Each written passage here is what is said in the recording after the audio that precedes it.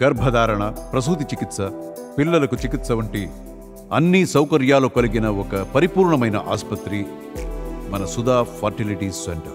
జగన్ సంచలన నిర్ణయం తీసుకున్నారు. ఎన్నికల్లో దారుణంగా పార్టీ ఓడిపోవడంతో జగన్ వ్యూహాత్మకంగా అడుగులు వేస్తున్నారు. ముందుగా పార్టీని బలోపేతం చేయడానికి ఆయన సిద్ధమవుతున్నారు. దీనిలో భాగంగానే వైసీపీలో ప్రక్షాళన షురూ చేశారు. సొంత జిల్లాల నుంచి పార్టీ ప్రక్షాళన మొదలుపెట్టారు జగన్. ఈ క్రమంలోనే జిల్లా అధ్యక్ష పదవులను ప్రకటించారు. ఉమ్మడి కడప జిల్లా వైసీపీకి కంచుకోటగా ఉండేది. అయితే ఇటీవల జరిగిన అసెంబ్లీ ఎన్నికల్లో ఈ కోటకు బీటలు వారాయి.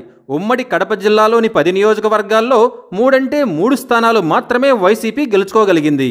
అందుకే ముందుగా కడప, అన్నమయ్య జిల్లాల ఇన్ఛార్జీలను మార్చి తనదైన శైలిలో రాజకీయాలను మొదలుపెట్టారు. కడప జిల్లాకు సొంత మేనమామ కమలాపురం మాజీ ఎమ్మెల్యే రవీంద్రనాథ్ రెడ్డిని జిల్లా పార్టీ అధ్యక్షుడిగా నియమించారు. అలాగే ఆయన కుమారుడు నరేన్ రామానుజన్ రెడ్డిని కమలాపురం ఇన్ఛార్జిగా నియమిస్తూ జగన్ నిర్ణయం తీసుకున్నారు. అన్నమయ్య జిల్లా అధ్యక్షుడిగా ఉన్న శ్రీకాంత్ రెడ్డిని అధ్యక్ష బాధ్యతల నుంచి తప్పించి రాజంపేట ఎమ్మెల్యే ఆకేపాటి అమర్నాథ్ రెడ్డిని జిల్లా అధ్యక్షులుగా నియమించారు. అన్నమయ్య జిల్లా అధ్యక్షుడిగా ఉన్న శ్రీకాంత్ రెడ్డిని తప్పించిన జగన్ ఆయనకు ఉన్నత పదవిని అప్పగించారు. పార్టీ సమన్వయ ప్రధాన కార్యదర్శిగా గండికోట శ్రీకాంత్ రెడ్డితో పాటు వేంపల్లి సతీష్ రెడ్డిలను ప్రకటించారు.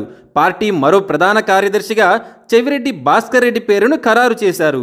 యువజన విభాగ అధ్యక్షుడు జక్కంపూడి రాజా, బీసీ సెల్ అధ్యక్షుడు రమేష్ యాదవ్, ఎస్సీ సెల్ అధ్యక్షుడిగా టీజేఆర్ సుధాకర్, చేనేత విభాగ అధ్యక్షుడిగా గంజి చిరంజీవి, విద్యార్థి విభాగం అధ్యక్షుడిగా పానుగంటి చైతన్య, ఏలూరు జిల్లా అధ్యక్షుడిగా దోలం నాగేశ్వరరావు పేర్లను జగన్ ఖరారు చేశారు.